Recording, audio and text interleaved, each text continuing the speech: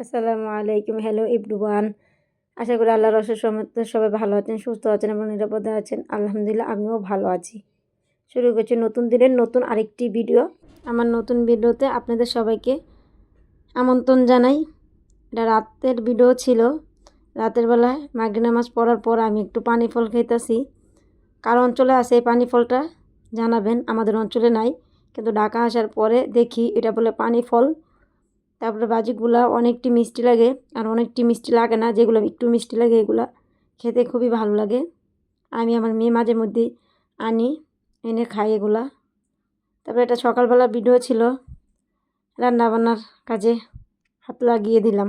সকালবেলায় উঠেই গৃহিণীদের একটাই কাজ, প্রথমেই রান্নাবান্না। কেউ নাস্তা বানায়, কেউ রান্না করে। আমি বেশি একটা নাস্তা বানাই না, প্রথমেই রান্না করে ফেলি।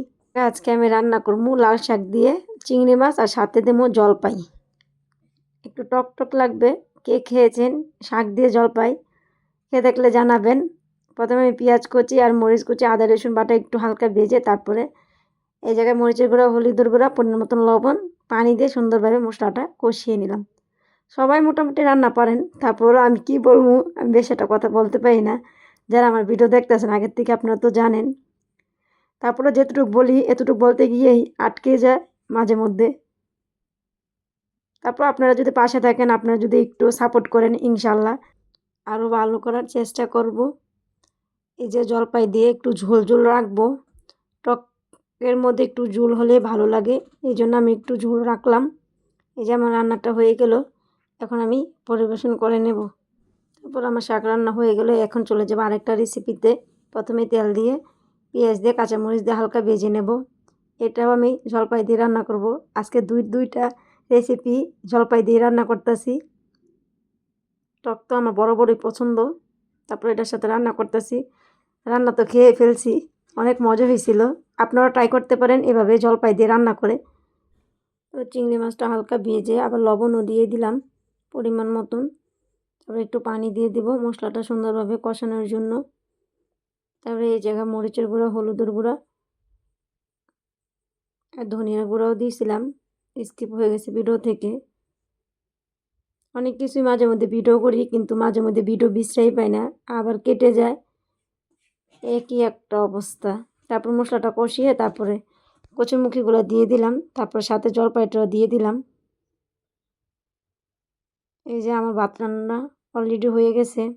আর কোটাকুটি যে সময় করি এই সময় তো আমি ভাত রান্না করে ফেলি, এই জন্য আমার ভাত রান্না আগে আগে হয়ে যায়। আর একটা তরকারি আছে, এই তরকারিটা হয়ে গেলে আমার রান্না কমপ্লিট। এই যে এখন আমি তরকারিটা বসাই দিলাম, আর বেশি একটা গ্যাস নাই বলতে চলে। আর এই জায়গায় আমার ছেলে কালকে রাত্রেবেলা কোন সময় জানি ফ্রিজটা অফ করে রাখছে, আমরা কেউ খেয়াল করি নাই। কেটো অবস্থা দেখেন, 1 মাসও হয় নাই ফ্রিজটা পরিষ্কার করছি, তারপর আমার ছেলে এই কাজটা করছে। ছোটো মানুষ বুঝতেও পারে না মাঝে মধ্যে ফ্রিজের এটা ঘুরিয়ে কোন সময় যেন কমে রাখছে। এখন থেকে সকালবেলা একদম বরফ গলে পানি বের হয়ে গেছে, এখন আর কী করার। তারপরে আবার এখন ফ্রিজটাকে পরিষ্কার করে নিব। এখন যদি বাইরে চলে মলে যাইতাম বেড়াইতে, কী একটা অবস্থা হইতো বলেন। ছেলে মেয়ের ঘর সতর্ক থাকাই উচিত। এখন আমি সব কিছু নামিয়ে নিব।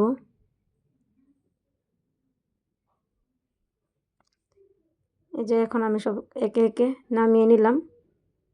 এই দেখুন অনেক বরফ ছিল, সব বরফ গলে এতটুকু বরফ এই হয়েছে। কয়েকদিন আগেই মাত্র ধুয়েছিলাম, আপনারা আগের ভিডিও দেখলে বুঝতে পারবেন, বেশি দিন হয় নাই। তারপরে আমি সুন্দরভাবে ফ্রিজটাকে এখন ক্লিন করে নিব।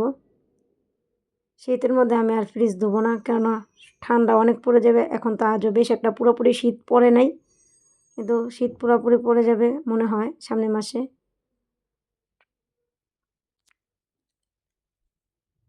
তারপরে ওই দিক দিয়ে আমার কচু তরকারিটা হয়ে গেছিলো, কচুর মুখিটা। তারপরে আমি ওইটা উঠিয়ে নিলাম। আর বেশি ভিডিও করতে পারি না, ফ্রিজ ধোয়ার কাজে লেগে গিয়েছিলাম। তারপরে এটা প্রায় 11:30 না 12টা বাজে ওই সময় ছিল। তারপর একটু টক খেতে মন চাচ্ছে, তারপর ওই সময় আবার একটু জলপাই সিদ্ধ করে এটার মধ্যে লবণ, চিনি, মরিচ গুঁড়া দিয়ে সুন্দরভাবে একটু মেখে নিতেছি। টক দেখলে তো আমার জিভে পানি এসে যায়, এখন দেখতেছি এখনও খেতে মন চাচ্ছে। টক প্রেমী মানুষ বলতে পারেন এক কথায়, আমি একদম টক প্রেমী। টক আর ঝাল সবচেয়ে বেশি আমার ফেভারিট। এই যে ভর্তাটা মাখা হয়ে গেল, এখন আমার মেয়ের বান্ধবী আমরা সবাই আমার দরজার সামনে রোদে বসে সবাই এনজয় করে খেয়েছি। পৃথিবীতে সবাই শুধু স্বার্থের বুঝে। শীতের সময় যে রোদকে মানুষ ভালোবাসে, গরমে সেই রোদকে মানুষ তিরস্কার করে। সুতরাং মানুষের কাছে তোমার মূল্য থাকবে ততদিন, তোমাকে তার প্রয়োজন যতদিন। তিতা হলো এটাই বাস্তব। এই যে আমার ফ্রিজটা পরিষ্কার করে নিয়েছিলাম, অফ ক্যামেরাতে ফ্রিজটা সুন্দরভাবে ক্লিন করে নিয়েছিলাম। ভিডিও করতে আর ভালো লাগছিল না, এই জন্য আর ভিডিও ক্লিপ নেওয়া হয়নি। তারপরে সব কিছু গুছিয়ে রেখে তারপর আপনাদের সাথে একটু ভিডিও করে নিয়ে শেয়ার করতেছি। এই যে সুন্দর করে আমি পরিপাটি করে ফ্রিজটাকে সুন্দর করে ধুয়ে নিলাম।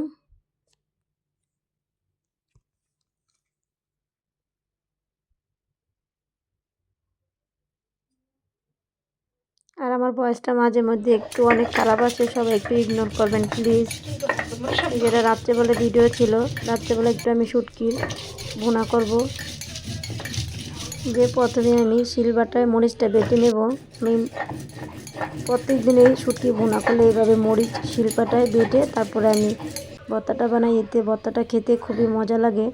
আর দেখেন আমি কিন্তু রাতের বেলার ভিডিও নিতে চাই না, দেখেন রাতের বেলার ভিডিও কিন্তু বেশ একটা সুন্দর আসে না।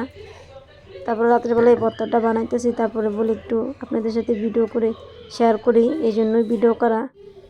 না হলে মাঝে মধ্যে আমি রাত্রেবেলা অনেক রান্নাই আবার করে থাকি, কেননা আপনারা আমার ভিডিওতে দেখেন আমি সকালবেলা যেটুকু রান্না করি মাঝে মধ্যে হয় না, তারপরে মাঝে মধ্যে আবার রাত্রেবেলা রান্না করতে হয়। এই জন্য আমি এই জায়গায় শুটকি ভুনা করবো। পেঁয়াজ দিয়ে দিলাম, তারপরে একটা আলু কুচিয়ে দিয়ে দিলাম, তারপরে শুটকিগুলো সুন্দর করে আগেই তেলে নিয়েছিলাম, তারপরে গরম পানি দিয়ে সুন্দর করে পরিষ্কার করে তারপরে দিলাম। এখন মরিচ বাড়া, মরিচের গুঁড়া আর হলুদ পরিমাণ মতন লবণ দিয়ে দিলাম। এখন সব কিছু দিয়ে তারপর আমি আবার একটু পানি দিয়ে দেবো। সুন্দর করে এগুলো আলু আর রসুনগুলো এগুলো সিদ্ধ হয়, এজন্য তারপর দিয়ে সুন্দর করে একটু নাড়াচাড়া দিয়ে দিব। যারা এখন পর্যন্ত আমার ভিডিওটা দেখতেছেন প্লিজ একটা লাইক দিতে ভুলে গেলে প্লিজ একটা লাইক দিয়ে যাবেন। আবারও লাইকের কথাটা মনে করিয়ে দিলাম, কেননা অনেকজনই দেখে আমি আমার কমেন্ট অনেকগুলোই আসে, প্রায় 45-50টার মতন কমেন্ট আসে, কিন্তু লাইক আসে প্রায় 15টা অথবা 20টা এরকম লাইক আসে। ওই সময় একটু মনটা খারাপ হয়ে যায়। প্লিজ আপনারা তো জানেন ভিডিও করতে অনেক কষ্ট হয়। এই যে আমার ভর্তাটা হয়ে গেলে এখন আমি পরিবেশন করে নিব। শেষ করছি আজকের ভিডিওটা, দেখা হবে নতুন অন্য কোনো ভিডিওতে। সবাই ভালো থাকবেন, সুস্থ থাকবেন। আল্লাহ হাফেজ, আসসালামু আলাইকুম।